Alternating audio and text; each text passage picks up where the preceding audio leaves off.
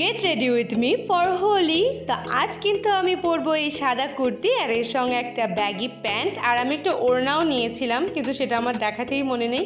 আর আগে কিন্তু আমরা এই রকম নতুন জামা পরে রং খেলতে যেতাম না, মা সব পুরনো জামা কাপড়ই দিত আর সেগুলো পরেই কিন্তু ভূত হয়ে আসতাম। কিন্তু এখন আমরা নতুন নতুন আউটফিট ট্রাই করি আর তোমাদের সঙ্গে শেয়ারও করি।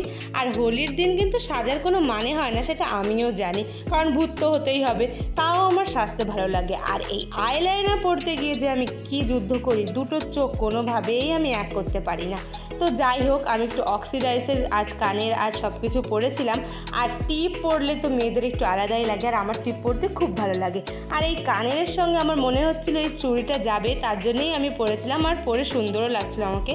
মাঝখানে তো আমি একটু খুশিতে একটু গানই গেয়ে ফেলছিলাম, গান অবশ্য চালিয়েছিল আমাদের এখানে বসন্ত উৎসবে। আর লাস্টে পরেছিলাম এই চটিটা, এটা আমার সঙ্গে খুবই ভালো লাগছিল। তো আজকের ভিডিওটা একটুকু ভালো লাগলে অবশ্যই সাবস্ক্রাইব করে যেও।